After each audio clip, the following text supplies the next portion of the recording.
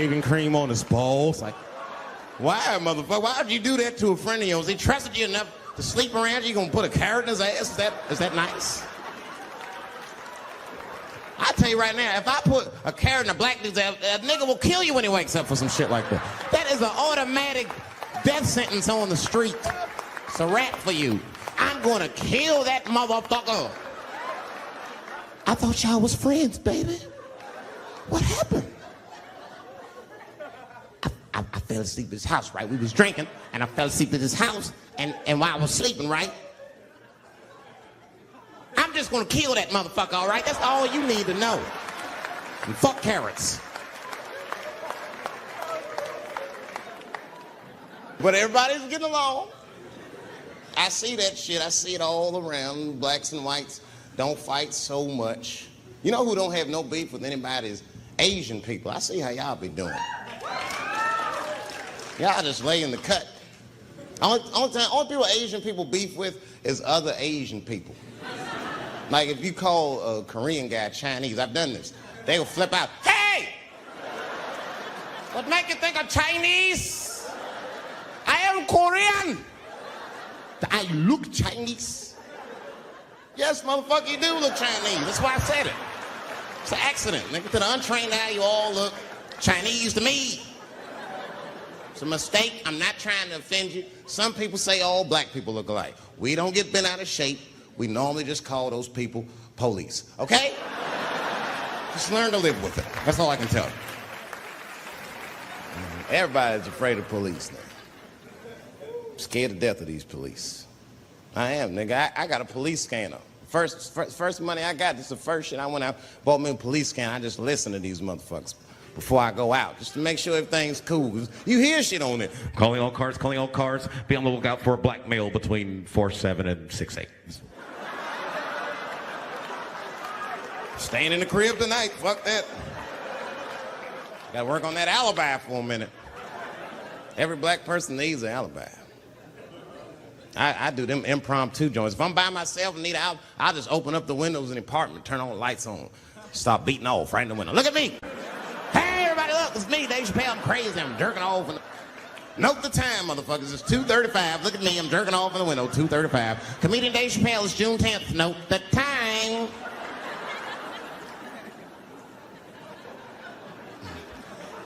That shit could save my life. Officer David Chappelle couldn't have done that. I saw him in his window masturbating from 2:35 to 2:37. I'm certain of it. He was standing on a clock and holding a calendar and today's paper. Fuck, I need an alibi. I can't be no celebrity. This shit is just the worst. I'm seeing it. I see why stars are crazy now. These motherfuckers. I went to Disney World with my kids, which is a big deal for me. I don't get to see my kids so much. I do Chappelle show 20 hours a day. Sleep for like half an hour, raise my kids for 10, 20 minutes, and I go back to work. Now, this particular day, I got to hook up with the kids. We went to Disney World. Everybody at the park. Fucking everybody. Hey! I'm Rick James, bitch. Hey, I'm Rick James, bitch.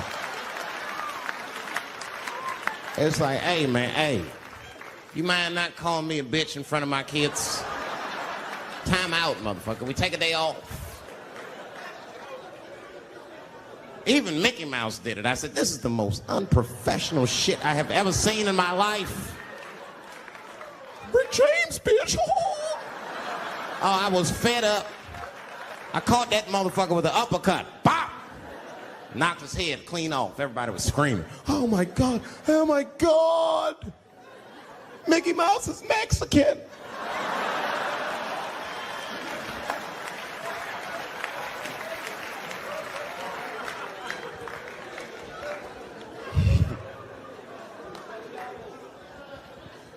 I had a terrible time in Disney World.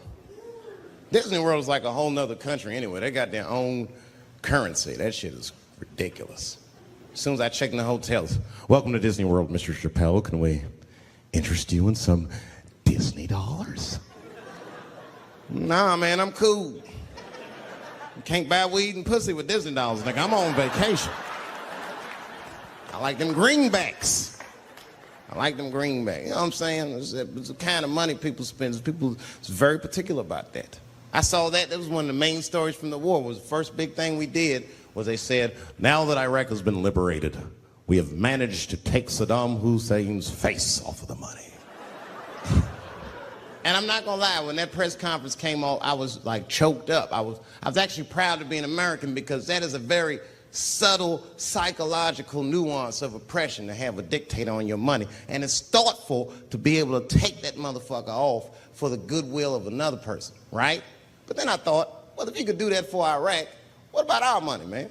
Our money looked like baseball cards with slave owners on it. George Washington is the worst of the worst. Yes, I said it.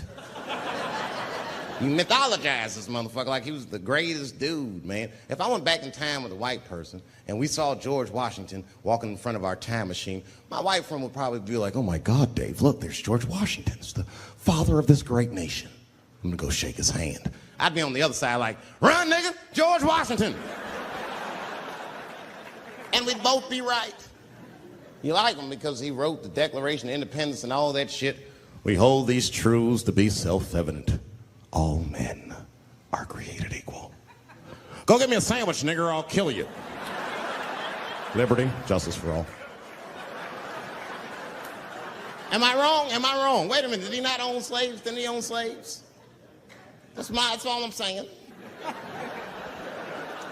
I almost protested the war in the beginning. Almost. Until I saw what happened to them Dixie chicks. I said, fuck that.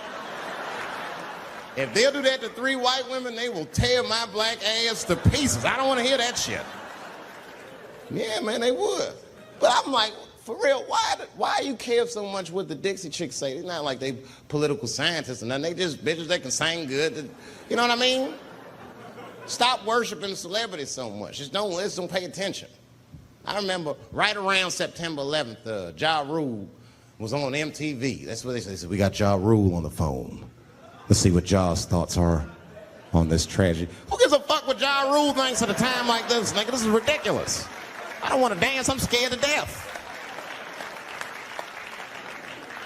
I want some answers that Ja Rule might not have right now. You think when bad shit happens to me, I'll be in the crib like, oh my God, this is terrible. Could somebody please find Ja Rule, get hold of this motherfucker so I can make sense of all this. Where is Ja? Guide me, Ja Rule.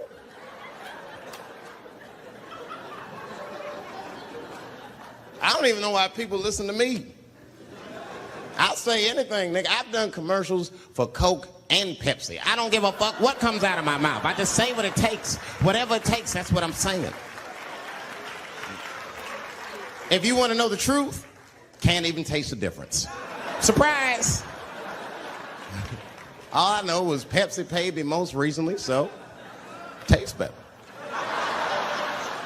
It's pretty much how the game goes. I'm just being real, man. There's too much goo-gagging over celebrities. People don't know what's fake and what's real anymore. That's why Bill Cosby and the whole world freaked out on him. For what? For having an opinion? Just because he was selling pudding pops for the last 40 years, people forget that he's a nigga from Philly in the projects, and he might say some real shit from time to time. It's not that big of a deal. I spoke at my old high school, and I told them kids straight up, if you guys are serious about making it out of this ghetto, you gotta focus, you gotta stop blaming white people for your problems, and you've gotta learn how to rap or play basketball or something, nigga, you're trapped. You are trapped.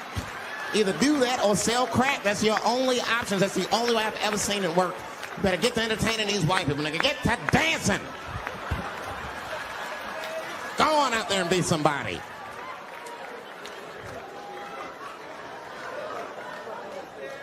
I just hope they listen.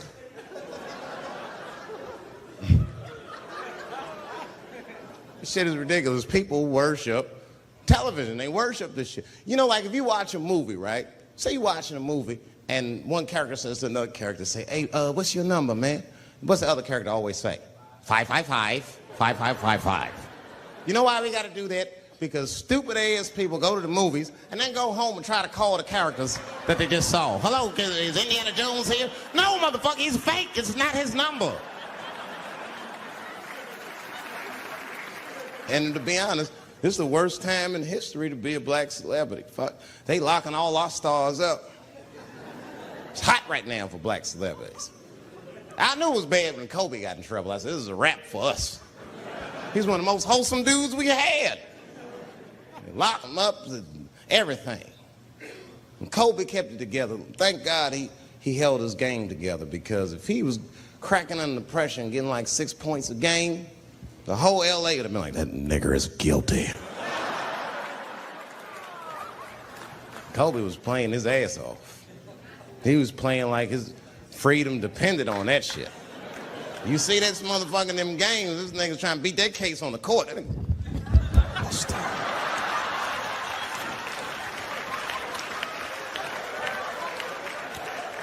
Like the judge threw him the ball, like, play for your freedom.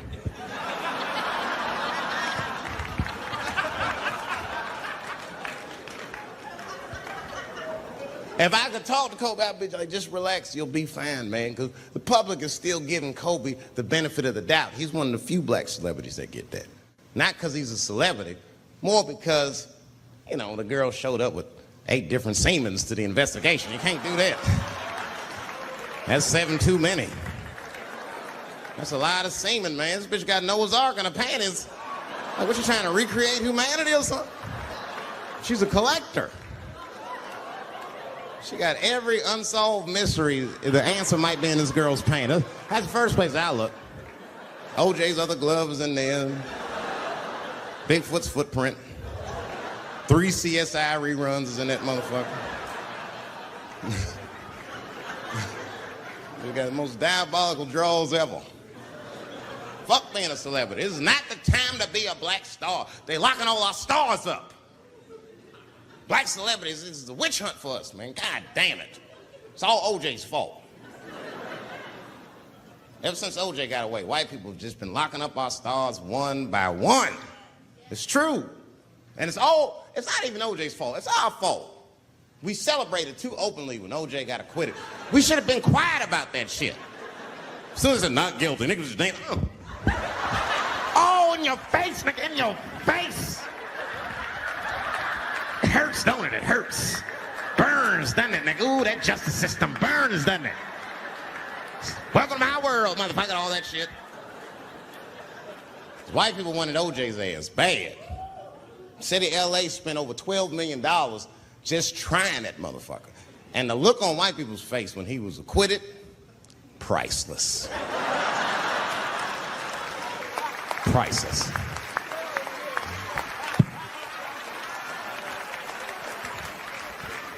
And that's why I don't trip off of being a celebrity. I don't like it. I don't trust it.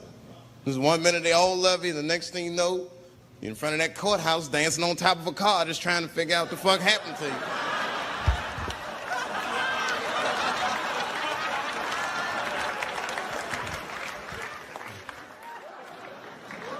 That's what I'm waiting for, because the timing of this Michael Jackson shit is what makes me doubt it.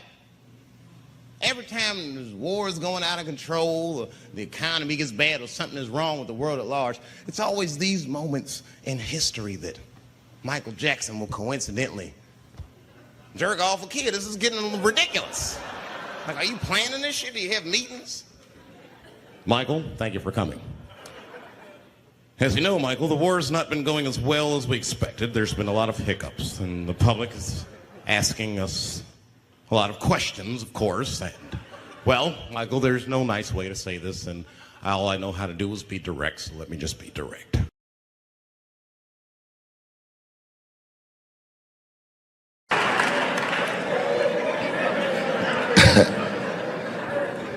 The school year was already in full swing, and Ellington has a policy that they don't let people just come in the middle of the year. But Linda Gravatt, who was the head of the theater department at the time, very graciously took a meeting with me and my mother, and I get emotional thinking about it. Anybody that went here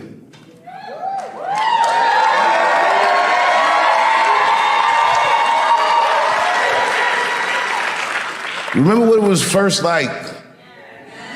When you first walked through the door. And it was in the afternoon and everyone was in their arts classes and the girls had tutus on. And everyone was weird and walking around the hallway like you weren't sure where anyone was supposed to be, and you could hear people practicing their horns and shit all through the hallways. There was art bouncing off the walls. The minute I walked through the door, there was a gallery of all these children's work, and these pictures were amazing.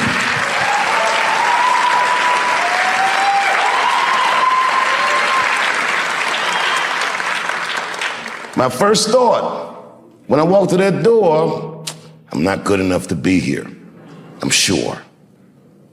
Miss Cravat sat me down, she told me about the school, and you remember Miss Cravat, she was very businesslike, but also very warm. She was intimidating, but palpably kind. She was a paradox of a human being. And she gave me a date for an audition.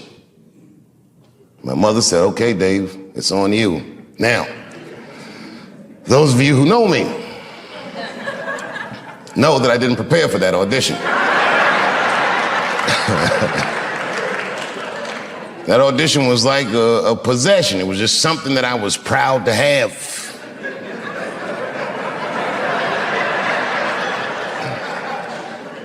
But as the days got closer, I'm like, oh my God, I gotta get something together. I didn't even know how to do an audition. I'd never done it before. So I went, I said, what do I need? They said a monologue. So I looked up monologue. And I went to the library, the MLK library, this huge library. I said, I gotta find something. And I found a piece in one of those yellow script books. It was a monologue by Mark Twain called The Judge's Spirited Woman. I learned it in a night. You know, it was not hard for me to memorize things. The next day, it was a Saturday, I think, and I came to the school, and they auditioned in what used to be this room, the original theater at Duke Ellington School of the Arts. And all the department heads sat in here, and the lights are in your eyes, and there's a bunch of kids who already go to the school who come on Saturday just to see who might be coming. And I talked to all these kids before I went in, and these kids were nothing like the kids at Easton. They were like them, but they were different. They were weird and funny and self-deprecating and things like this. And I remember I came out on stage and I did my audition, and it was like terrible. I froze up in the beginning. I started, and then I said, wait a minute, I'm messing up. Let me start again. And I was nervous, and I was scared. And in the middle of the audition, I'm in the middle of the monologue, one of the teachers, Fred Leach, he said, Fred Leach, he goes, okay, that's enough. I said, well, there's still a little more. He goes, no, that is enough, he said.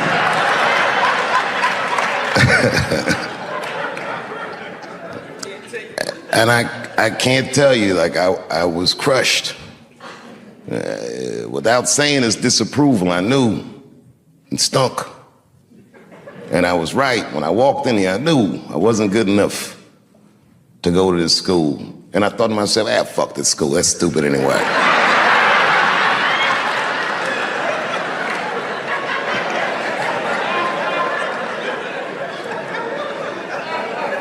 In first year theater, there's a question that they ask students from time to time. And it's a make or break question. And when you ask this question, you don't know. And the question is this. They say, why do you want to act? Now, if you say anything like, I want to be a star, you're not going to get in. I didn't know that. And I figured I already blew the audition, so I told him the truth. He said, why do you want to act? I don't. That's what I said.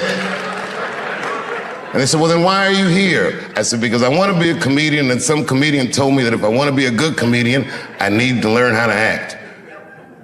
And teachers look at each other and go, thank you very much, and I left. And I was walking down the hallway kicking rocks.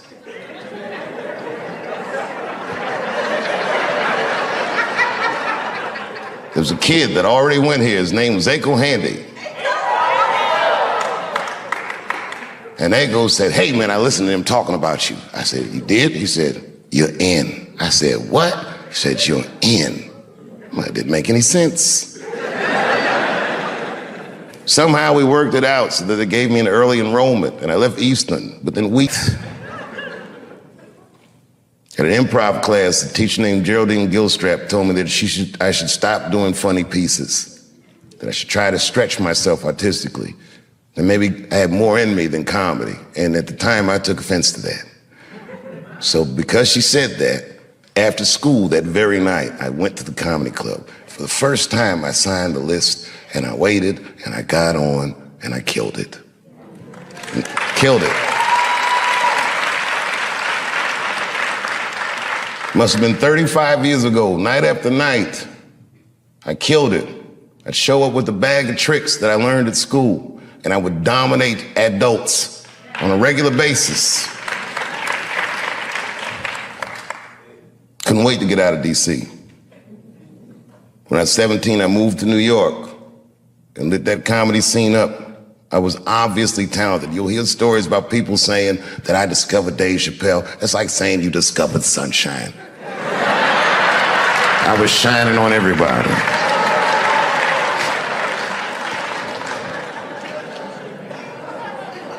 And when I got in that professional world, I was oddly prepared. I had a sense of professionalism. I showed up on time. I did the things that I learned in school to do, just the basics. But my career didn't have any direction because I was still so young.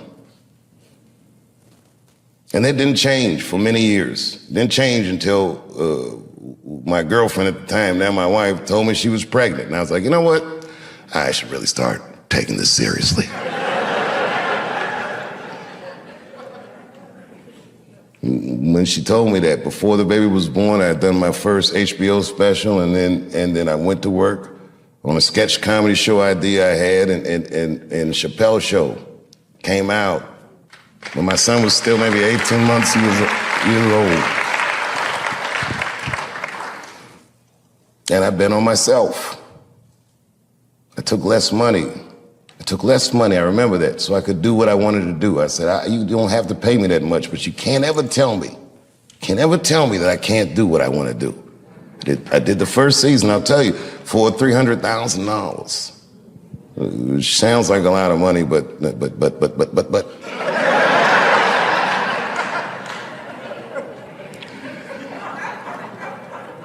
It was a rare experience in my life because it was the first time that I did something that was so successful that I knew I had exceeded their expectations. I was more successful than I felt like I was supposed to be. They didn't plan on that. The second season came out and it was a juggernaut, and then I remember this was the single best day of my career. The Rick James episode of Chappelle Show had come out.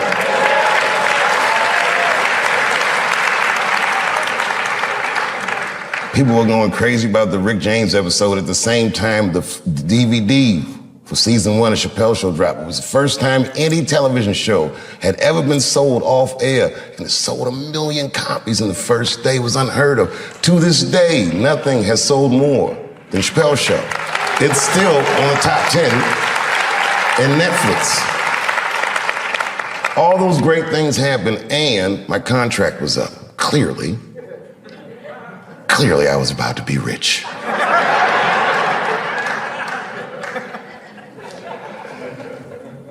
I'll spare you all the details of why it didn't work out. But it didn't work out. And I ended up doing something that no one had ever seen before, including myself. Maybe Prince is the only other guy that I've seen do this, where he just quit something that was popular when you're at the very top of it. Lucky for me, when I quit, I went to Africa, so there was a media storm that I didn't hear. By the time I got back, everyone was just looking at me crazy. That was a very difficult decision to make. The entire world told me I was crazy, but I was sure I was sure I was being true to myself and to something that I learned at Ellington.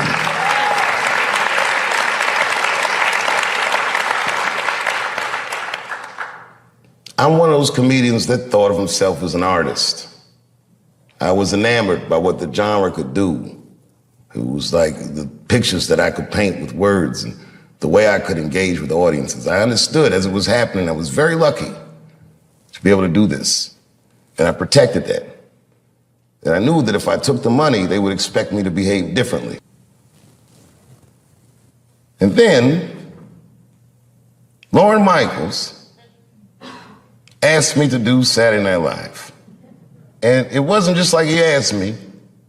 He was courting me. I didn't even know it. He gave me this whole long speech. I was like, all right. And then I read some book about Lorne Michaels starting Saturday Night Live, and I read the speech that he gave Richard Pryor when he wanted him to host the show, and I said, holy shit, that's the same shit he said to me. And I did it. And that was an enormous amount of pressure. It had been 12 years since I had been on television, or since I had even talked to the media. And I remember I signed my Netflix contract on my way to my mark for the monologue. If you do live television, they count down every second. 30 seconds. Are you sure this contract is good? It's good, just sign the paper, it's good. 22 seconds. Oh, nigga, you better not be tricking me. 10, 9, 8, 7, 6, 5, 4, 3, 2, 1. I walked out on that stage and I killed it. It was natural. It was nothing. It was easy work. Got an Emmy for that one too. First Emmy I won. And when I walked on the stage, after being in the cold for so long, for the first time when I walked on the stage, I'm like, damn, nigga, I just made $60 million. That's what I thought to myself. It's been great ever since.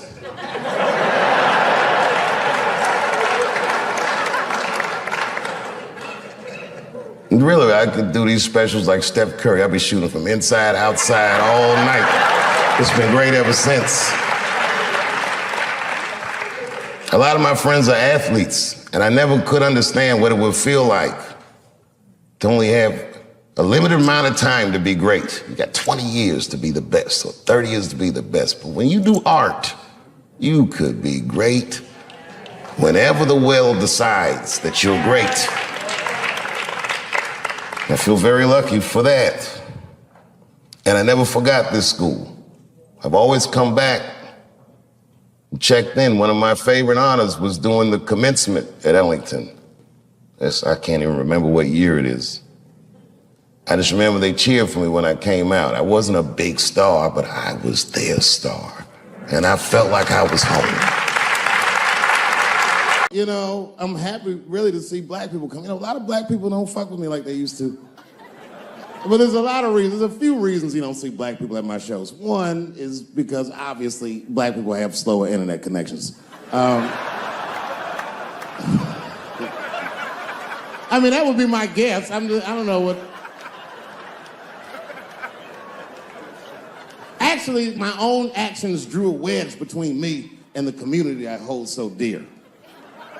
A couple of weeks ago, I was supposed to be in Flint, Michigan for a charity benefit that was supposed to raise awareness for the appalling condition of the water in Flint. I don't know if you know this, but the water in Flint is fucking poisonous. It's actually making people sick. I mean, Hollywood people like, so what? At least they have water. But this water's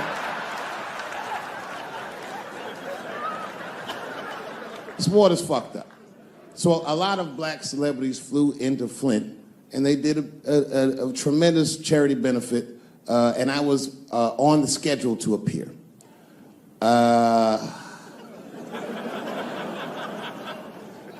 So the reason a lot of people haven't heard about this benefit, it was the same day as the Oscars. Right, I know. So I was on my way to the airport to go to Flint, and then Chris Rock calls me and is like, hey, Dave, I got a ticket for you for the Oscars. Can you make it? And I was like, sure, nigga, I'm on my way to the airport right now. Oh, come on, man. What am I going to do about that water? What am I, a fucking superhero? I need to have fun. I need to live, too. I didn't fuck that water up. Stevie Wonder was there. They didn't need me. I'm sorry, everybody. I've never been to the Oscars. You've seen the movies I make.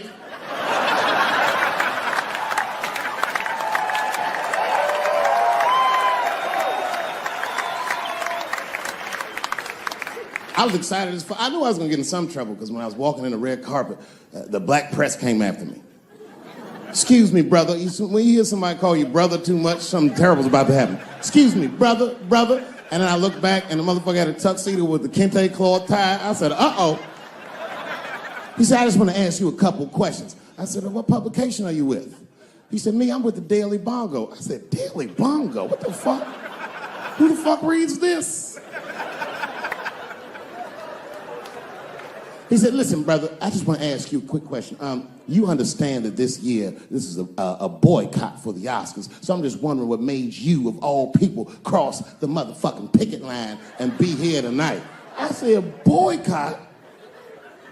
Nigga, I haven't been working in 10 years. What do you mean boycott? I've been on strike. Y'all niggas didn't stop working. I had to watch fucking Key and Peele do my show every night.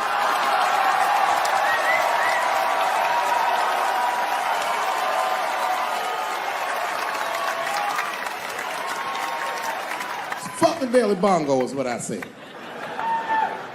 I went to Oscars and had a wonderful time. I went in that fucking green room. It was filled with so many stars, I couldn't even believe what I was seeing. Hollywood was seducing me all over again.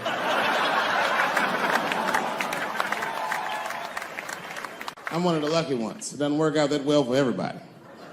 I saw that videotape of that lady that got beat up in L.A. in the traffic. You see that shit on rush hour traffic? They beat a black woman's ass. This woman didn't even do anything wrong. It's fucked up. It was so fucked up it didn't even go to court. The city of LA just gave that woman $1.5 million for her pain and suffering.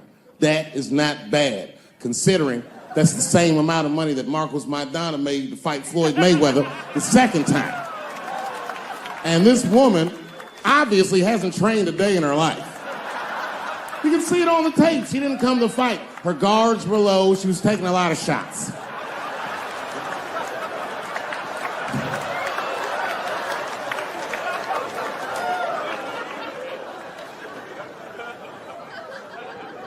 Everybody's mad at police now. I watched that. You see that shit on Netflix? The making a murderer?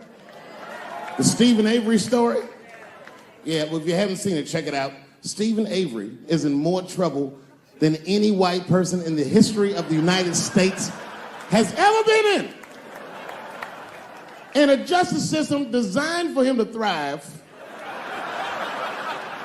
he's failed miserably twice.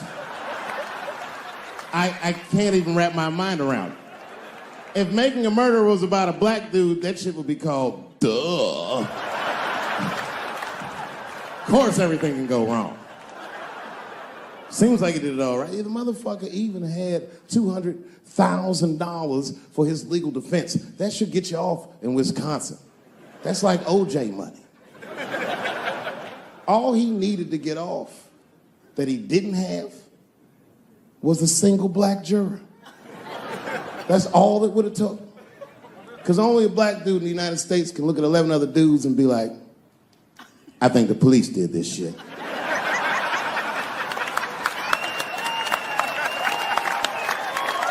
He's fucked up in the game. That's how OJ got off. I've been watching that new OJ show. I can't get enough of that shit. Doesn't it bring back good memories? But I forgot how like just how polarizing that OJ case was. And you know, I've met OJ Simpson on 4 different occasions in my life. And before the end of the show, I will tell you about each of those occasions. It was right after the trial of the century. There I was, now a young man of probably 23. O.J. Simpson was the most famous or infamous face on planet Earth. I was in a restaurant in Beverly Hills with my agents. I wasn't alone in the restaurant, but I was alone. I was the only black person in the restaurant. And in the 90s, that felt very uncomfortable. Now I tend to enjoy it at this age.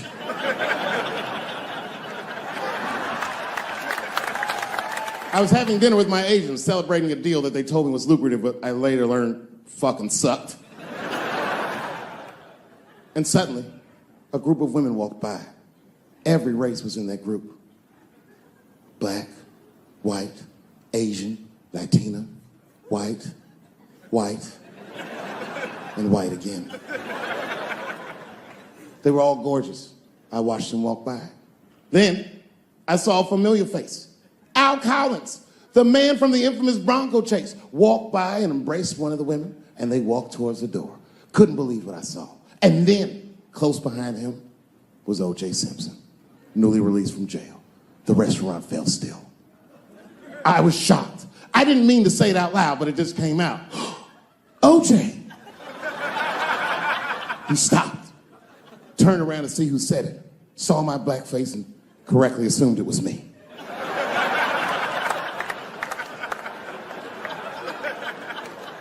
I was sitting in the corner of the booth. He leaned over all the white people I was having dinner with and shook my hand. How are you, young man? He looked in my eyes, and I could see in his eyes that he didn't remember meeting me the first time. And then he walked away. And I looked back at my agents, and all of them had nothing short of disgust on their faces. And the only one with the courage to voice their disgust was a woman named Sharon, who used to represent me. How could you, she said. How could you shake hands with that murderer? I said, Sharon, with all due respect, that murderer ran for over 11,000 yards.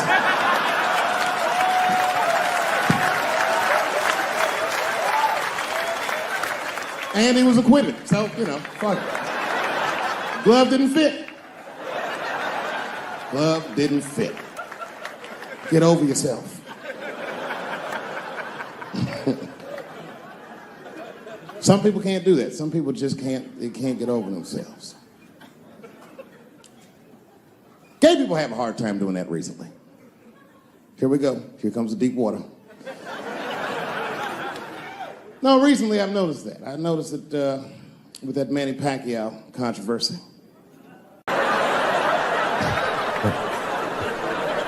Tough time for the blacks.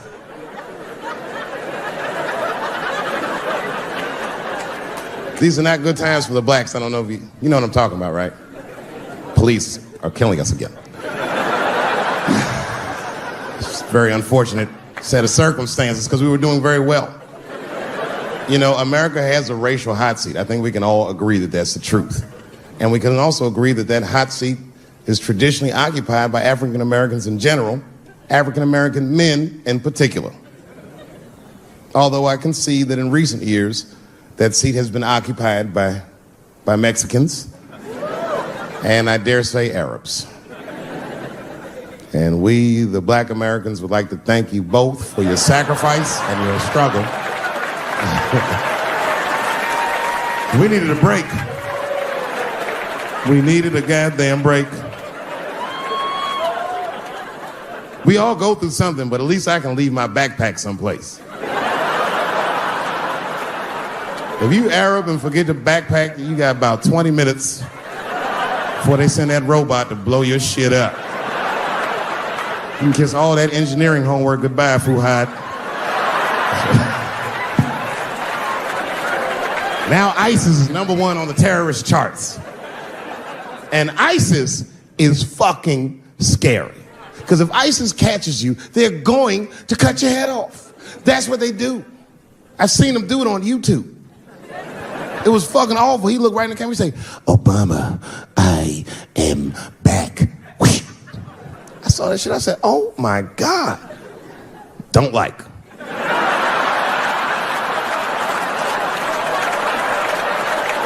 How is this guy cutting people's heads off on YouTube? I can't even post a dick pic, and this motherfucker is decapitating people.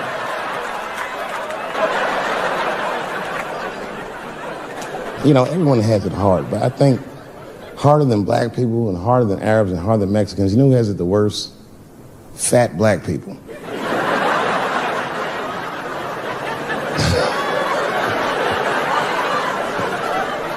It's hard for white people to understand, but that's what I'm saying is very true.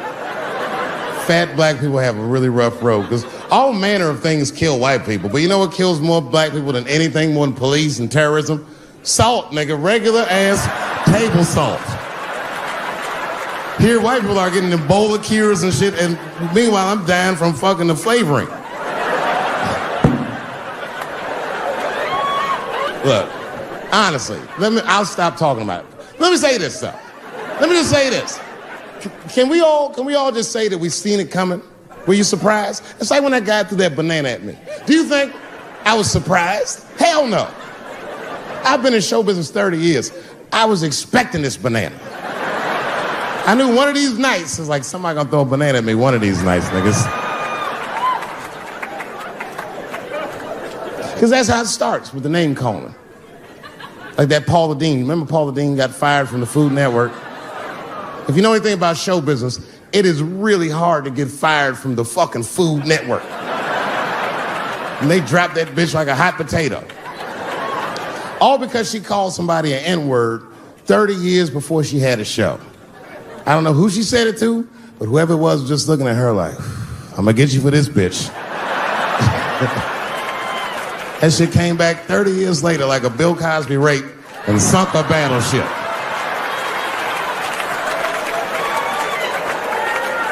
And every black person was mad, but we weren't like that mad. It was more confusing than it was infuriating. I was just like, well, how's this bitch gonna call me a nigga when she taught me how to fry chicken? That's not fair.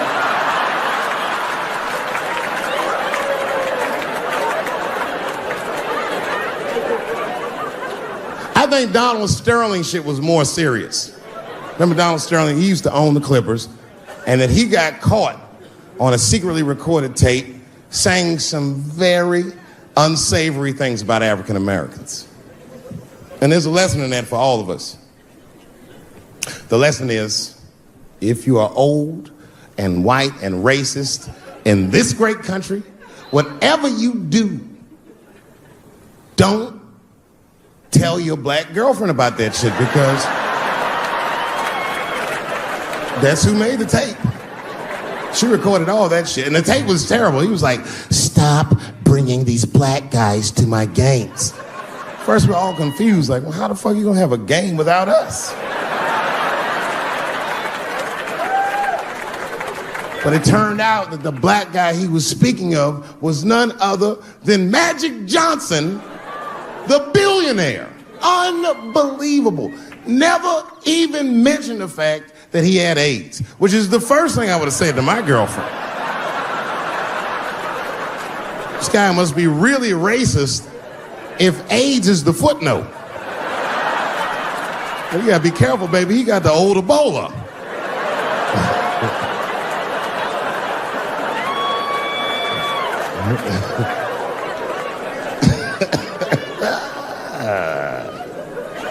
You can say what you want about that girl, but I'm gonna tell you right now, she is a goddamned hero. Because you might have thought these things were happening before, but now you can see it all in front of you without a shadow of a doubt. That shit actually went down. She sucked that old guy's dick. She really took one for the team on that one. That's really gross. This dick is like 80 years old. It's like tasting history. Like 5 wars on it, civil rights movement, Great Depression. This guy's been fucking from 40 years before Bill Cosby's first rape. This is a very old man. But all that shit is still, it's just name calling. Like, name calling does not break the modern black man. That's not gonna do the trick. I don't give a fuck about that. Like, if I went to Kentucky Fried Chicken and for some reason everyone behind the counter had a Ku Klux Klan hood on top of their head, what do you think I'm gonna do in this day and age? Run out Kentucky Fried Chicken? Not if I'm hungry. I'll go straight to the front. Hey man, let me get a 2-piece. I don't give a fuck what he says. You want a biscuit with that, nigger? I thought it came with a biscuit. What's all this attitude? I want a 2-piece. Chop, chop. You know what it is. But I'm not going to be mad. Why would I be mad? He's the one that's got to work at Kentucky Fried Chicken, not me.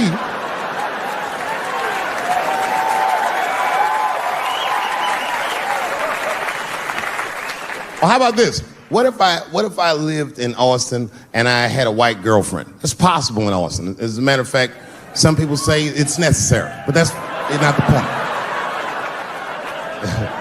And me and my white girlfriend at home one night and we're just doing what lovers do. Maybe she's butt naked and she's down on one knee giving me a hand job. I love a good hand job. And she's really jerking me off. You know, getting her obliques nice and tight. I got a huge dick, so she's like, And I'm like, wow, this really feels wonderful. I think I'm gonna come. And then she looks up at me and goes, come in my face, nigger. I know, that's a tough one. But what do you think I'm gonna do? Hey!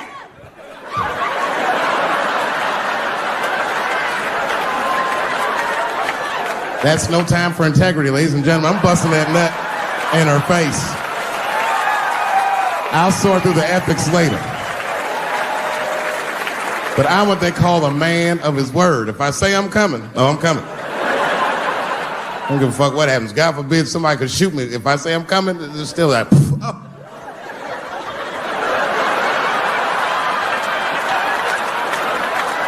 Doesn't mean I like getting shot.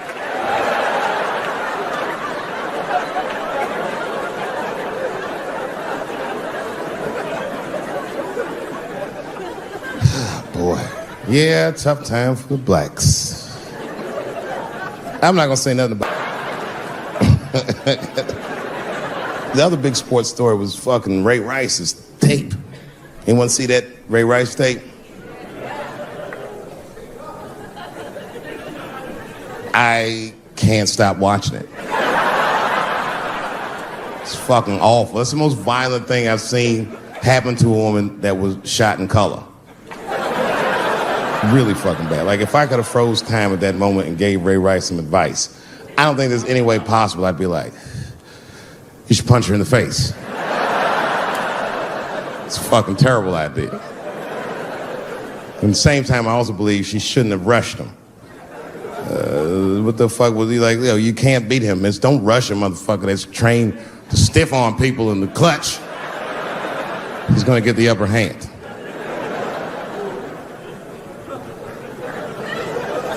Only reason I bring him up is because, you know, he's about to play football again. You didn't know that? The NFL was told by a federal judge they had to reinstate Ray Rice because he was transparent with their investigation. He told them exactly what he did. And they can't just change your ruling just because the tape came out. I get it. That's like if I'm hanging out with my buddies and I'm like, hey guys, guess what I did last night? I fucked this big fat girl I met at the club. And they're all like, oh shit, Dave, that's crazy. And then they see a tape of me doing it and they're like, we can't hang out with you anymore, Dave. That's not what this crew was all about. I'll be like, what? I told y'all what I did. What's really fucked up is the tape was made before they were married. Isn't that weird? I don't know why she'd do that. I don't even know why he would do that. As a guy, would you want to live with a woman that you had once punched in the face with all your strength? That's some very bold color purple type shit. Sealy, come out here and shave me.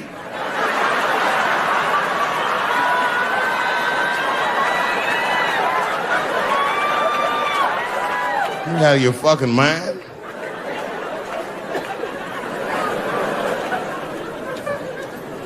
I had to ask an older friend of mine just to get some perspective. This older black dude. Actually, the fairest person I've ever met. And I asked him, I just said, hey man, I said, did you see that Ray Rice video? And instantly he was like, David, that shit was disgusting. And then a moment later he goes, I wonder what she said to him.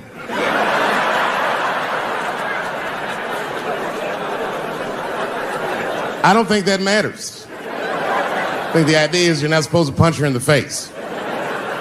My wife says terrible shit to me. My wife once called me a pussy in front of dinner guests. I know, I started to get mad, but then I was like, fuck it, she's probably right.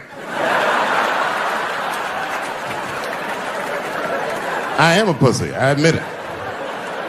I'm soft and warm and persuasive like a real pussy.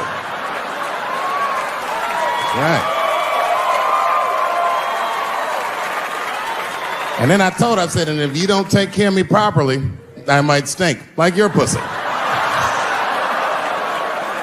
Oh, we fight dirty at the Chappelle household. It's not a big deal. No. If you want to get to the bottom of a matter of the heart, what you're supposed to do is ask a woman. Now, actually, there's two women that I know. They're both college professors in this little area I live in.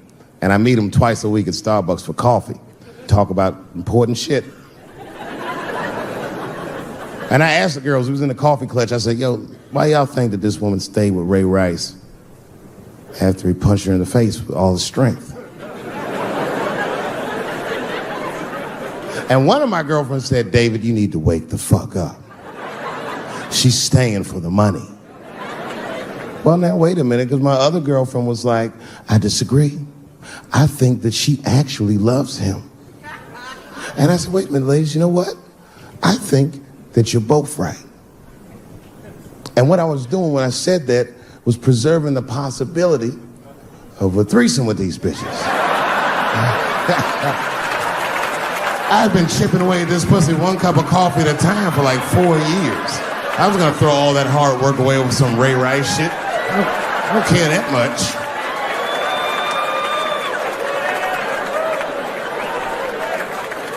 I'm just being real.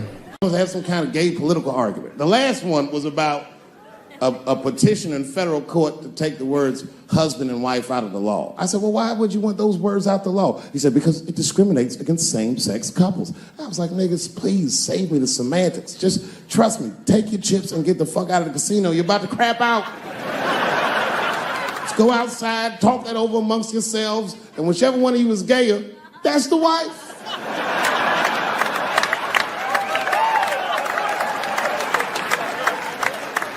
No, Stuart didn't like that. Stuart educates me about this movement, you know what I mean? I didn't even know shit about it. He told me it's called LBGTQ.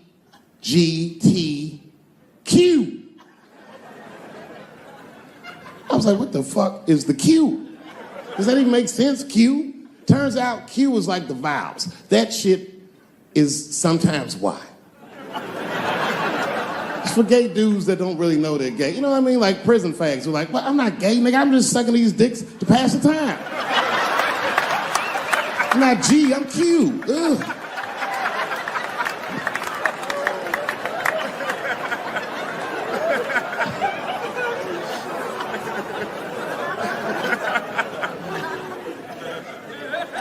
I think, okay, again, of all those letters, the T has the toughest road ahead. In fact, I think the T should stand for tough road ahead. They've got the longest mental gap to bridge. That's all I'm saying. Because, you know, whenever I see one of them T's on the street, I don't mind them, but I'll be like, man, I miss Bruce. I'm sorry, guys. I'm 42. I remember Bruce Jenner. Before the Kardashians, before all that, this motherfucker was a white American superhero. It was amazing. He was beating Africans at track and field. We'd never seen anything like it. He was on my cereal box growing up. You know how much of that cereal I ate, nigga? I didn't know he was gonna do that.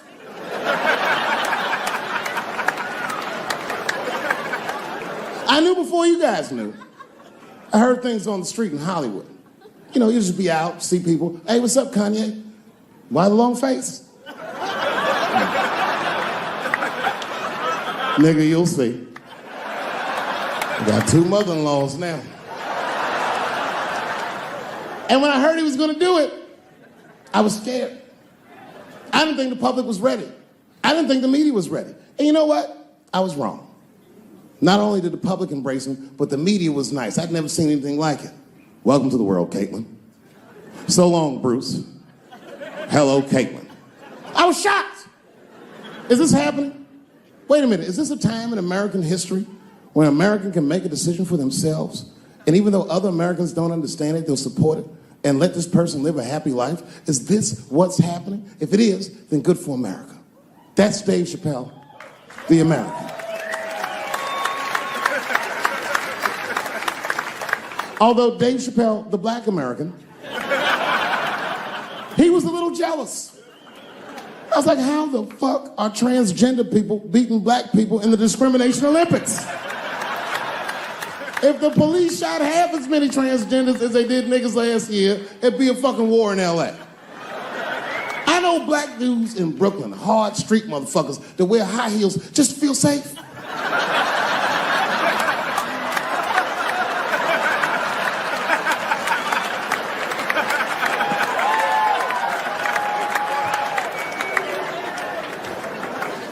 Transgenders are gangsters. I used to do business with a transgender in Hollywood. Man, everybody would be scared of her in the boardroom. She'd walk in there, newly minted woman, high heels, purse. Wouldn't say anything to us, just walk around the conference table looking mean as shit.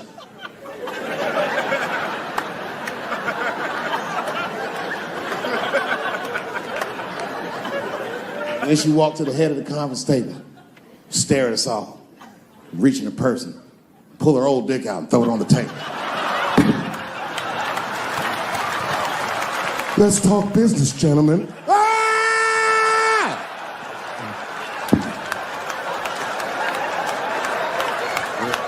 Shit is scary as fuck.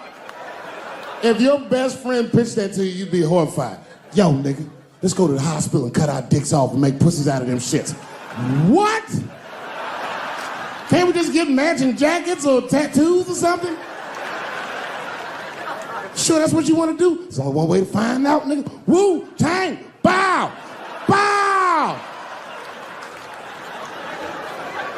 Let's go to the club and trick niggas into fucking us, yeah.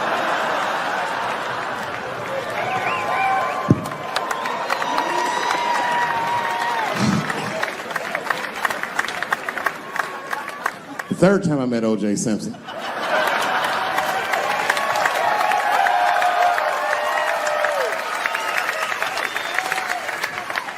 Third time I met O.J. Simpson, I was doing great in life. I just finished the second season of Chappelle Show. Man, those were good days. I was playing a comedy club in Miami. Such a thing, if I walked out of the door of the green room, bam, I'm just right here, it's right from the dressing room. And I did that. I walked out, and the whole crowd was like, hooray! And I looked, ma'am, as close as you are to me, I saw him as soon as I came out, the juice. And I saw recognition in his eyes, and it filled me with pride that he knew who I was. I didn't acknowledge his presence because it was a white audience, and I didn't want to start a panic.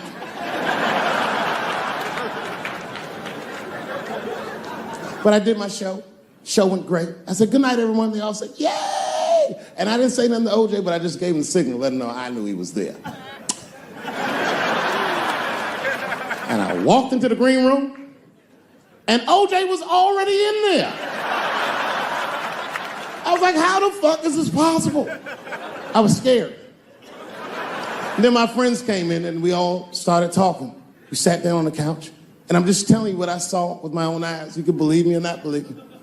But in my experience, O.J. Simpson, one of the nicest men I'd ever met. He was nice to me. He was nice to my friends. The conversation was filled with warmth and levity, humor, and wisdom. We talked for 90 minutes, and then suddenly the Juice said, you know what? I've got to be going. But it's good to see you again. And I'm glad things went so well. I said, thanks, Juice. And my friend said, yeah, goodbye, Mr. Juice. They're new to the game. He said, no, thank you for your hospitality. Good night, guys. And we said, good night. And he just walked out of the room. And as soon as the door closed, we all looked at each other like, that nigga did that shit.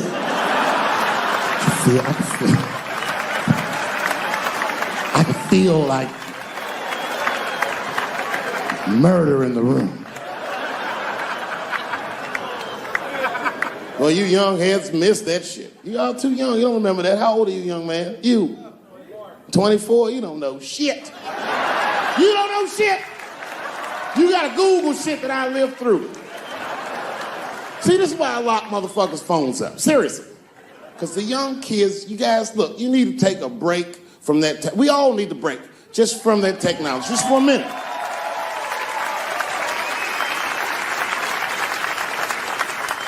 You know, I'm from a different time, young man, a dark time to you. I'm from a time that I didn't even used to know who was on the phone until I answered the shit.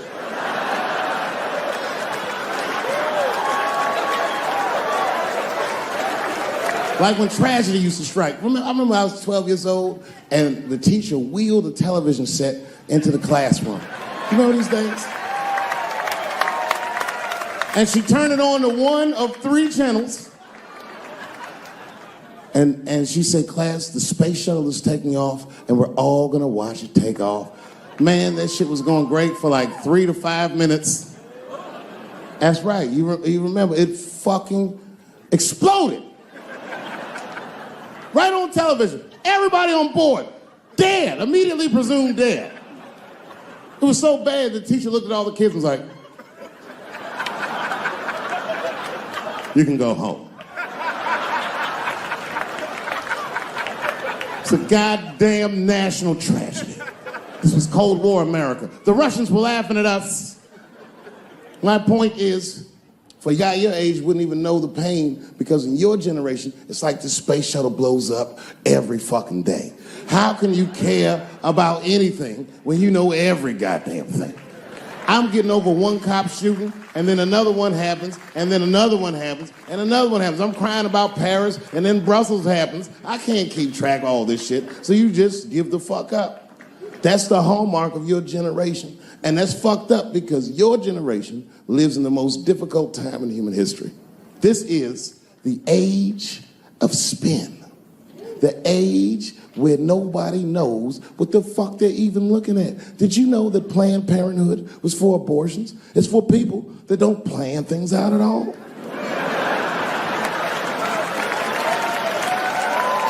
That's right. So a guy your age doesn't really know how he feels. Are you pro-choice? Are you anti-consequences? What does it all really mean? It's easier not to care for you. But for us, we were trained to care. We were raised that way. I used to watch a fucking cartoon when I was growing up called The Care Bears.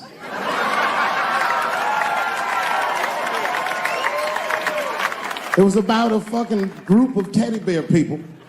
They were like teddy bears, but they were like people, and they were all different colors, and they all fucking just walked around caring. They cared about each other and everything else. They all had different designs on their stomachs, and the designs told you something about what they might be like inside. Very, very loving group of beings. And when shit got real bad, as nice as those teddy bears were, they didn't get mean faces. They got determined. And the leader would say, come on, guys, it's time for the Care Bear stare. Remember that shit? And them little teddy bears would lock arms and stare at the problem. And I'm not even bullshitting. Actual love would shoot out of their chest and would dispel anything that was fucked up. And when we grew up, we wanted to be like those bears. And then we got our hearts broken because we found out that life wasn't gonna let us do that. And that it's impossible to shoot love out of your chest. However, I have shot love onto somebody's chest before.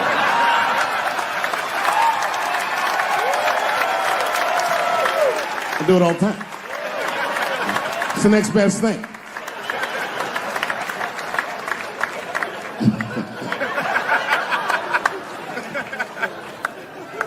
Oh yeah, you kids don't know. Your generation is just determined to be angry, mad. Everybody's mad. Back when we were growing up, only black people were mad. Now, everybody's just trying to get Funny till it happens to you.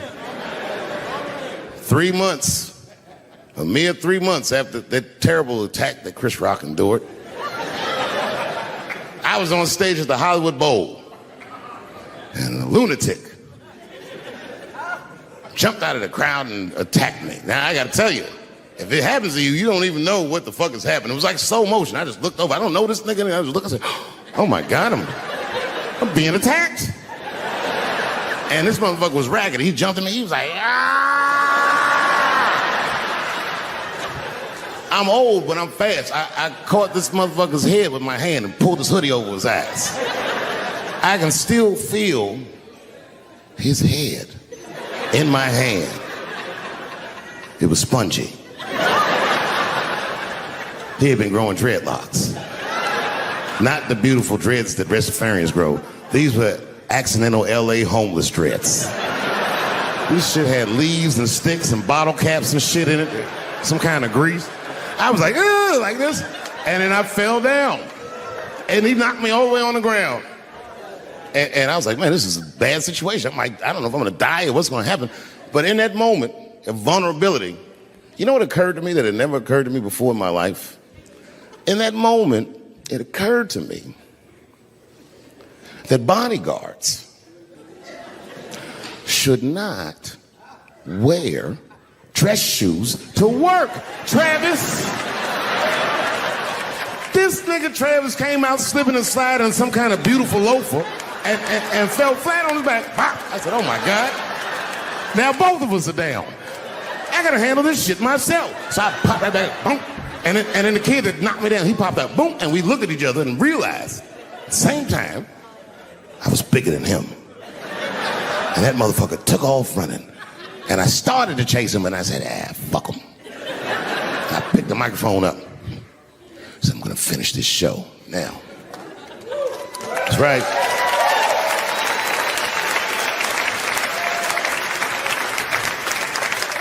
For 3 months before that, I'd been making fun of Chris Rock. And people would ask me all the time. They'd say, Dave, what would you do if you were Chris Rock and Will Smith slapped you in the face?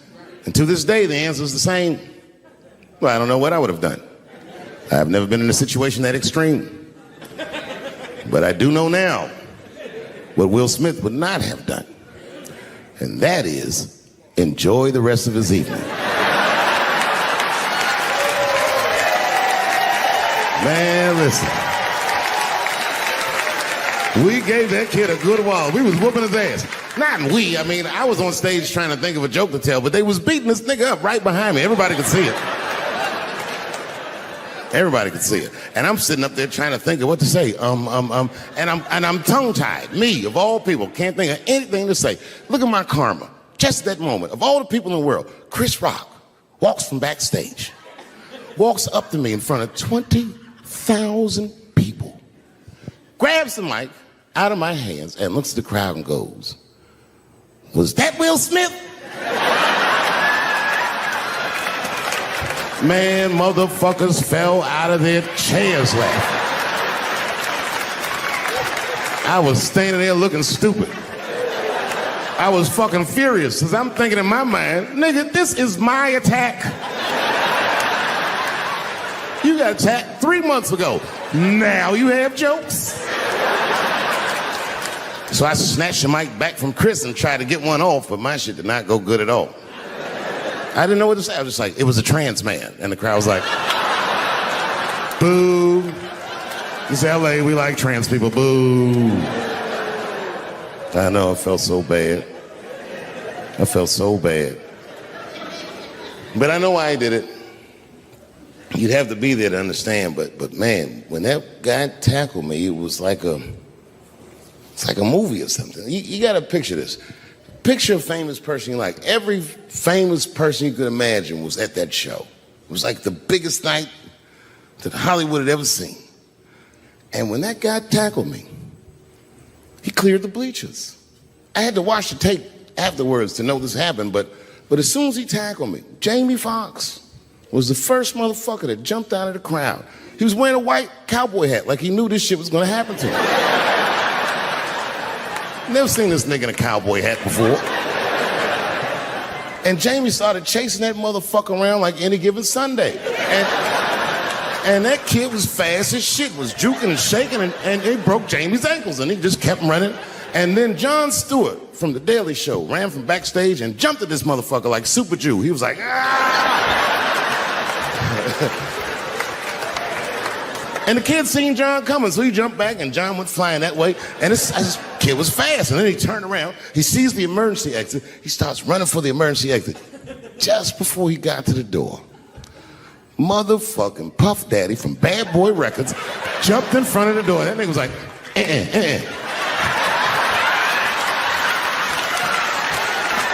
Boy, Puffy got that motherfucker. And then every celebrity just ran out because every celebrity saw themselves in me, and they just started beating the fuck out of that kid. And I know Chris was backstage looking like, nobody helped me.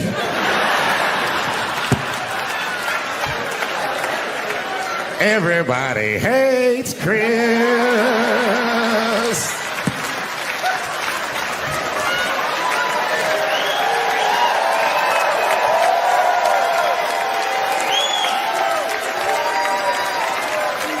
You read, but the kid, while we was beating on him, reached in his waistband, pulled out a .22 caliber pistol. That shit was mayhem. Everybody started screaming, oh my God, he's got a gun, he's got a gun. And then I got scared. I was in the back, but I was scared because I knew that everybody that was with me was armed. Yes, if they had shot and killed this kid on stage at the Hollywood Bowl, like I pay you to do, Travis,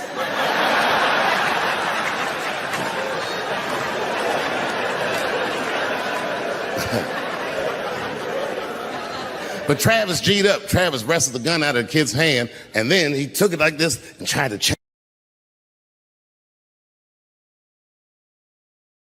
You like that, don't you?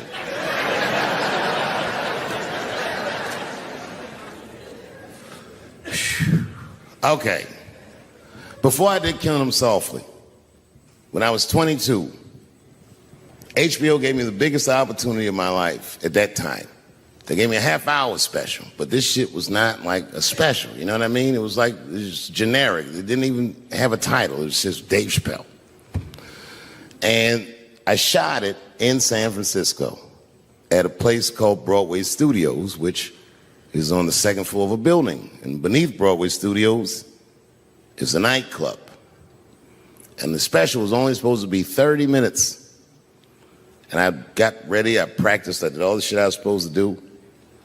And the night that I taped, 20 minutes into my 30-minute set, I'll never forget this, music started blasting from the nightclub underneath. You could hear it real loud, and it fucked my whole show up, and I was devastated. I was a young man. I really believed in what I was doing, and I thought that my dream had been killed. So when I got off stage, I ran down the steps to the alley behind Broadway Studios and where the control trucks are parked, and I kicked that motherfucking door open, and I started yelling at all the producers. I was nobody in show business, just a guy that believed in us. I said, man, so you fucked everything up. That fucking music, what the fuck were you thinking? And there was a guy who was a big-time producer, I ain't saying no names, and he stood up, and he said, hey, kid, sit the fuck down. He said, we didn't ruin anything. He said, we made a deal with that nightclub to not play music, and they didn't honor the deal. And I said, who didn't honor the deal? And he pointed to a guy. I'll never forget it. It was an old white man sitting in the Ford Taurus by himself. And he said, that guy right there. And I didn't waste no time or ask no questions. I went to that Ford Taurus and I beat on that window and I said, open the door, motherfucker, I want to talk to you. And that old man looked at me for 1 second and wisely drove the fuck off. And left me in the alley cussing at anybody who would listen. And 2 minutes later, literally 120 seconds later, couldn't have been any more than that, the doors of the kitchen in the alley of that nightclub underneath Broadway Studios flung open. And that old man was standing there, that same old man with reinforcements. He had 2 big goons with him, and he looked at me, and he was calm as a cucumber. He said, you, come here. I want to talk to you. I didn't know anything about the streets at this age. But I found out later in my life that these men were Russian mobsters. And I don't know what you guys know about the Russian mob, but these are the niggas that killed Denzel in Training Day.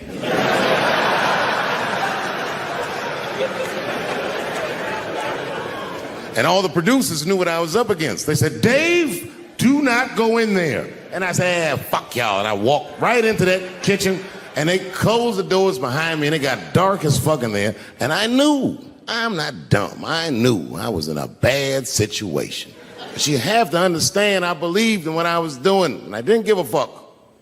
Just kept cussing at these motherfuckers, telling them how they ruined my life.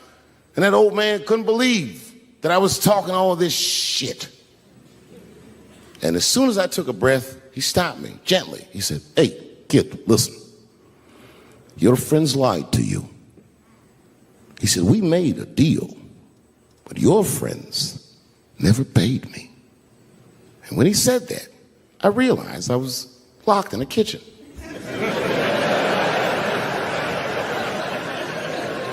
I realized he was telling the truth, which would make me wrong. And the very moment that I realized I was wrong, for the first time, I was afraid. You see, it's a funny thing if you believe you're absolutely right. You can get drunk off the feeling of how right you are. That's why gay people are so mean.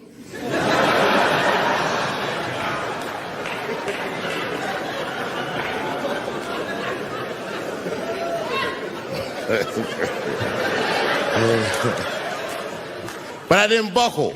You guys would have been very proud of me. I was scared, but I didn't buckle. I said, well then, sir, I owe you an apology. But I believe that no matter what reason that music was playing, it ruined my life. And that old man looked at me with sympathy in his eyes. And he walked over to me and he gently placed his hand on my cheek, which I gotta tell you, is a very emasculating thing to do. I was standing there looking at this nigga's hand on my cheek like...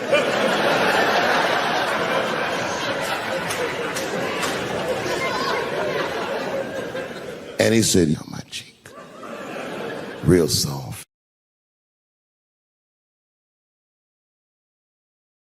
Good barbecue, you don't even think about it, you just...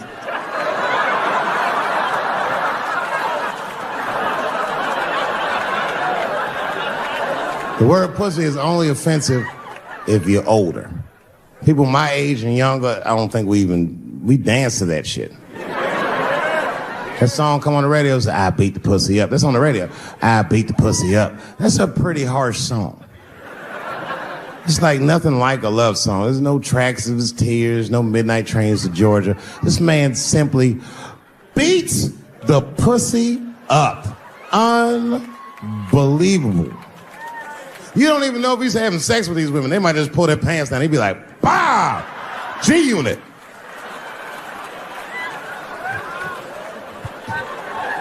Like you'll be watching HBO. Hi, I'm Larry Merchant, standing here ringside with the pussy after a devastating bout with 50 Cent. Pussy, come over here and let me talk to you for a second. My God, you look terrible. Your lips seem to be swollen. You're bleeding a little bit. Tell me, pussy, what happened inside of that ring with 50? I don't know, Larry. I felt really good in the first round. I was ready to fight. It's warm and moist, and I don't know. It just hit me from angles I wasn't expecting. Front, left. The backside surprised me the most. Well, pussy, let's take a look at round 4. This is where it all went wrong for you. Here you come out of your corner, pussy. You're fighting really good. It looks like you got 50 with a right and a left, but then 50 slips your jab, and there, right there, you see that? He punches you right on that little bean thing you have on the top of your head. I don't know what that is. But there's 50 just pounding away at that bean over and over. Now, pussy, tell me, what goes through a fighter's mind when their bean gets rattled around like that? I don't think I was thinking anything, Larry. You know, I'm a real good defensive fighter. It's real hard to get to me. I've never been punched directly on my bean before. As a matter of fact, most fighters don't even know that bean exists. I guess he just hit me there and I lost control of my legs. I don't know what else to tell you. I like when Lil Wayne talks about pussy. Lil Wayne used to have that song. He say, I got a bitch that plays movies in my jacuzzi. And then it goes like this. Pussy juicy. That shit always makes me laugh because no guy says that. You know what I mean? Only Lil Wayne would say some shit like that. If he was fucking a girl, she's like, "Is this pussy good?" And I'm like, "It's juicy. It's good." The pussy was juicy. That's why I'm not Lil Wayne. Because if I was in a hot tub with a girl and I could tell that the pussy was juicy while I was in the hot tub, I'd probably get out of the tub. I'm a germaphobe. I just picture Lil Wayne like, what is this strange oil floating in my hot tub water? It's pussy juice. That shit was so funny to me, I must have wrote like no less than 40 jokes with the punchline pussy juice. And all of them worked to some degree 100% of the time. I'll do one more just so you believe me, okay? All right. In this next piece, it's a special episode of CSI. For some reason, Lil Wayne is guest starring as the lead detective, okay? That's the setup. Are you ready? Here it goes. Has anyone else been on this crime scene? No. It's very strange. This place is virtually undisturbed. No forced entry. No sign of a struggle. Shine your flashlight right here. I just slipped in something. What is this? What is this? It glistens in the light. Smooth to the touch.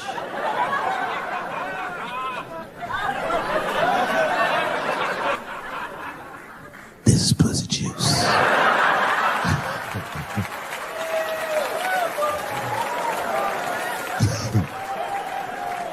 She must have been sitting Indian style. 39 more where that came from.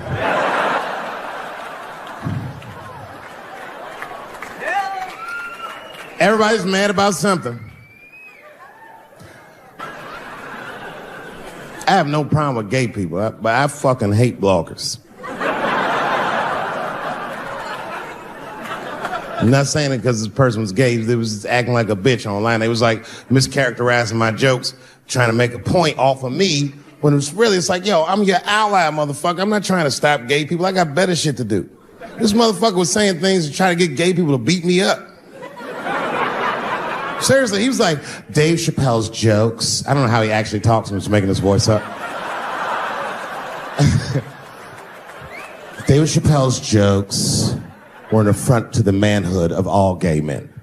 What the fuck does that mean? I didn't say anything that would allude to gay men not being men. I know you meant. In fact, what could be manlier than fucking another guy in the ass? It's the most gangster shit I've ever heard of in my life. I told you I'm not cut out for that. I'm a pussy. You know what I said? That's all I said. First of all, I'll tell you right now what I said. And I will tell you that this was not a joke. It's a true story. And I just happened to tell it. All right, what happened was I went to a gallery party. All right? I don't know who in here has ever been rich before, but these are very nice parties. Wine and cheese and ball of conversation. And there was a few eccentric types, one of which was a very wealthy man that happened to be wearing a dress. I don't know what you call him, man. This is a tranny or a drag queen, perhaps. Whatever it was, this is definitely a man. And this man was definitely on drugs. I don't know what kind of drugs he's on, but I knew he had too much. He didn't look good. It's like this. He's like, he looked sick. And all his friends were standing around him, concerned, trying to revive him. I don't know whether it looked like some kind of gay CPR. There was fanning and shit.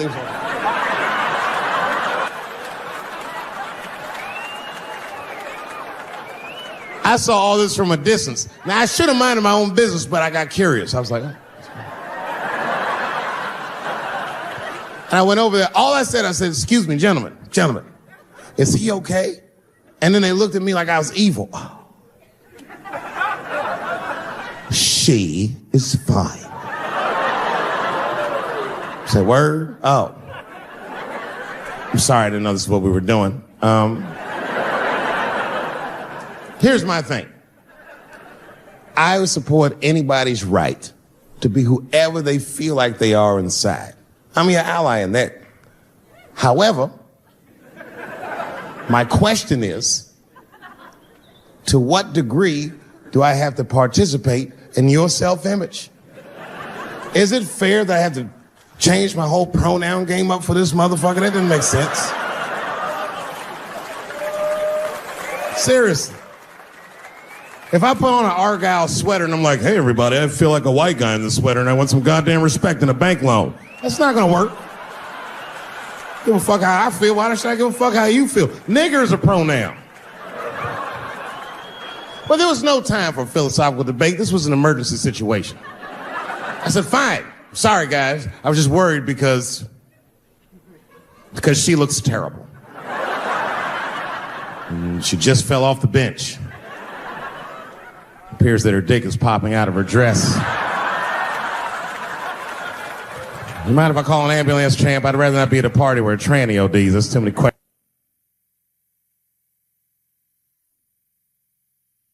to answer.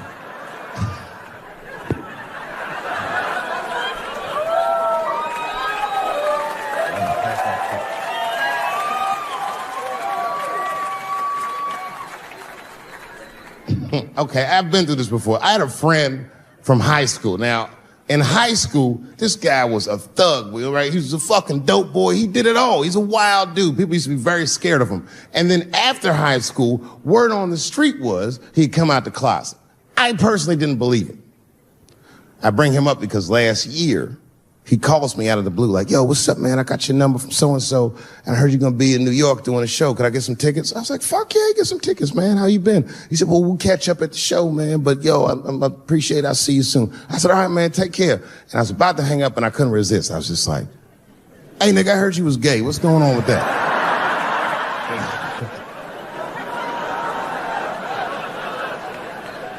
And I wish I didn't ask, because he sounded like he was dying to talk about that shit. And he had a long story about it. And it's not that I didn't care, but I was, I don't like talking on the phone. I was watching TV at the same time. So I just wasn't really paying attention like I should. But I was trying to sound supportive, but I didn't really know what to say. So I was just like mumbling shit throughout this conversation. I was just like, nigga, you gay, man. You just gay. Like,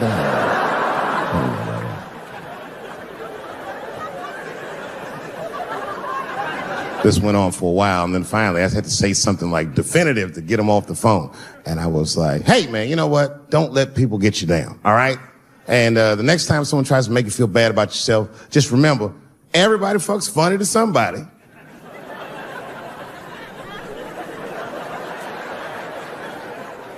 He didn't like that shit. He's like, what the fuck does that mean? I said, huh?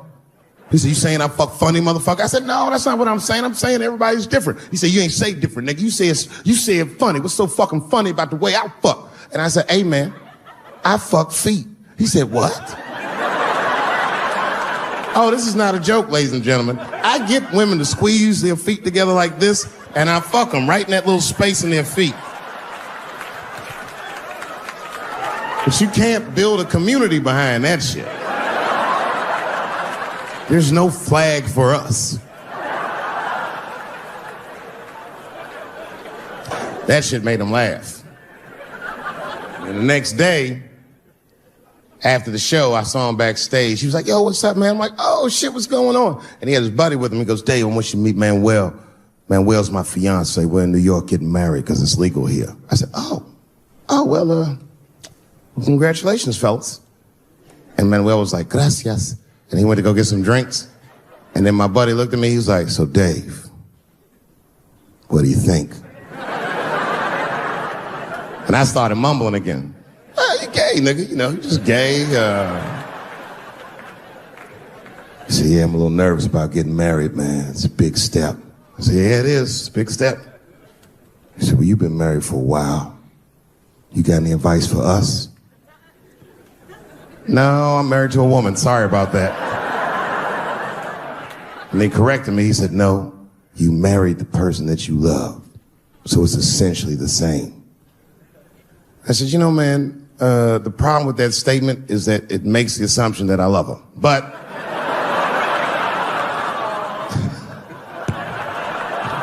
you guys lighten the fuck up. Of course I love my wife. She laughs at this shit. As a matter of fact, she eats and spends this shit. You know what I told him? I told him, I said, you know what you should do, man? First of all, you shouldn't do it. I'm talking about being legally married. It's not that you're gay as much as just legal marriage is a fucking diabolical leverage game in the United States. I'm just being honest. Devoid of religious significance or the idea of love, marriage is nothing but an awful contract that you shouldn't sign. I'm just being real. Because you start out loving each other, and then like 2 years later, you're just building a case against one another for a hypothetical court date that may or may not ever happen. You throw being gay on top of that, that shit is explosive. Like it's that Ray Rice shit. Okay, right after Ray Rice went through all that shit, I was at a party and I met this kid, Michael Samms. You know Michael Samms? Very nice guy. He's the first openly gay NFL player. And Mike's a very nice guy, a very brave guy. But when I met him, I couldn't help but thinking, now what's going to happen when Michael Samms beats his wife up in the elevator? Is that domestic violence, or is that just two niggas working shit out in the elevator? You know what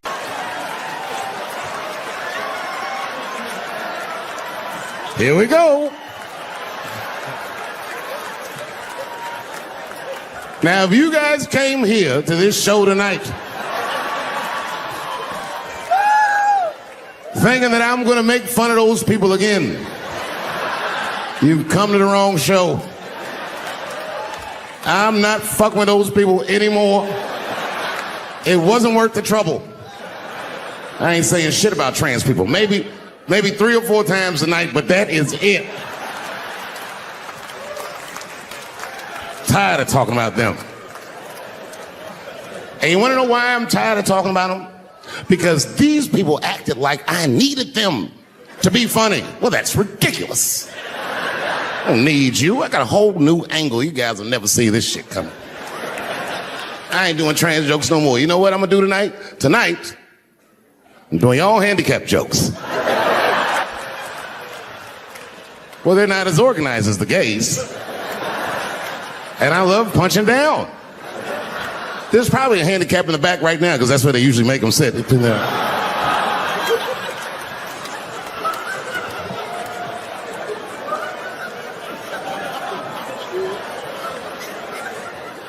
I came here to laugh at transgender people.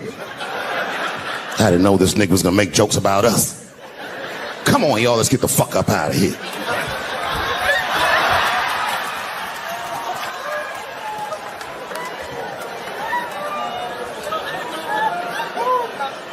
Yeah, it's about time somebody let these handicaps have it. They done met their match tonight. Fuck them. One time I was on Capitol Hill, and I seen a handicapped congressman. Madison Cawthorn, that's his name.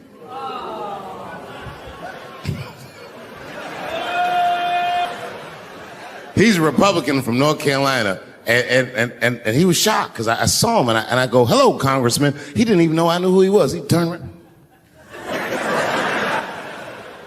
Then I just walked away. I wanted him to see me do something he couldn't do. I skipped.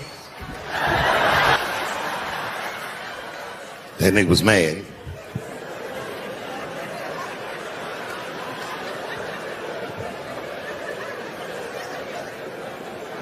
He's no longer a congressman. I don't know if you follow politics. I'm not trying to be funny, but he lost his seat. He ran a bad race. Oh, buddy, yes, he did. And you know what he did wrong? He was running for Congress again, and this motherfucker tried to be controversial. He was on all them right-wing podcasts talking all that shit. He was like, Washington is worse than Hollywood. I was at home like, what? He said, these people are disgusting. They have orgies and sex parties and drug parties. And I was thinking, this nigga sounds like Juicy Smouye. He He's lying. Now, I don't doubt that they do this kind of shit in Washington, but I doubt he's seen it with his own eyes. Because who the fuck invites a paraplegic to an orgy? So this nigga can roll around and snitch on everybody.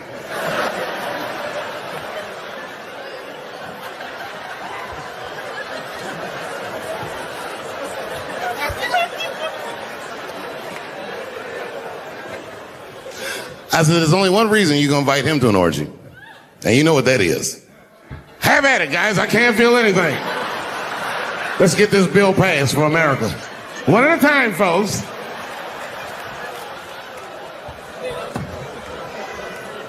Oh, buddy. Yep. Yeah, the handicaps are the new people I punch down on.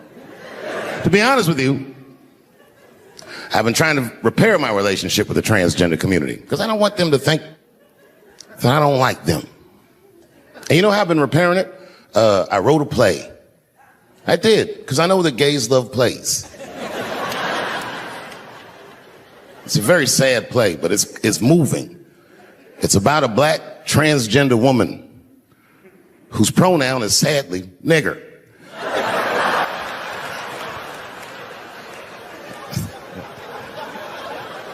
It's a tearjerker. At the end of the play, she dies of loneliness because white liberals don't know how to speak to her. Sad.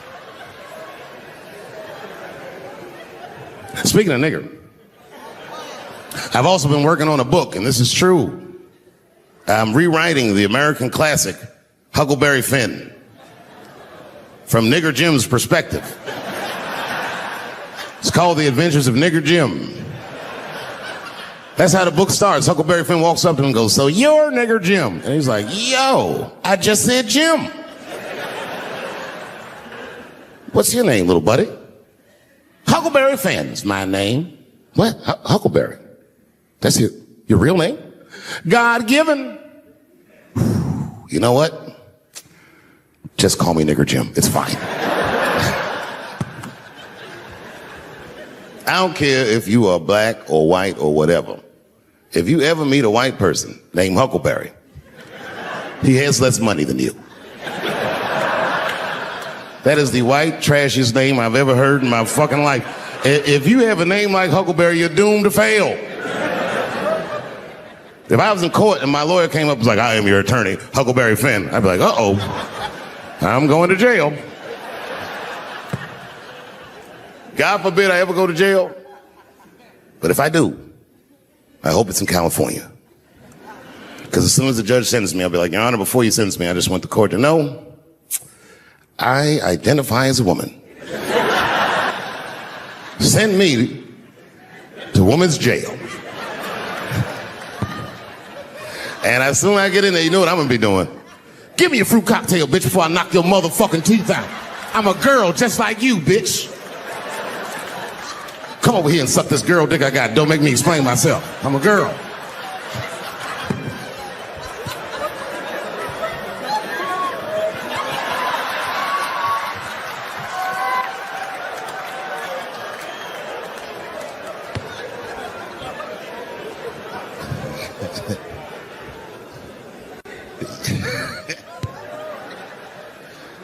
You know, I have a great reputation in show business, but in comedy, I'm what's known as a lazy comedian, which is crazy because I work all the time, but that's not why they call me lazy. They call me lazy because I do shows sometimes, 20,000 people be in the crowd, and I'll tell a joke, and they'll all look at me like I'm crazy, but 3 or 4 people will laugh really hard, and I'll be on stage like, "Yeah, that's good enough."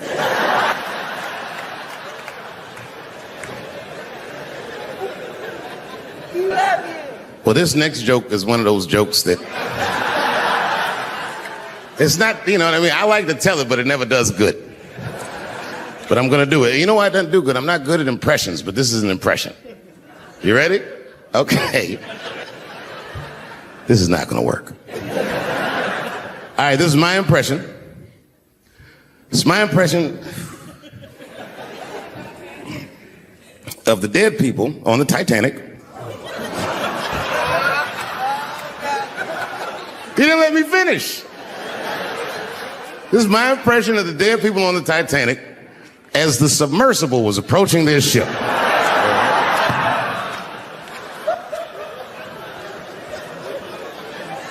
That's good enough. All right, here it goes.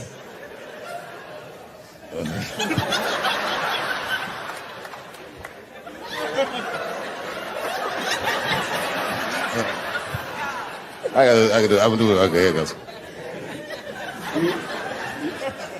Come, join us in our watery grave.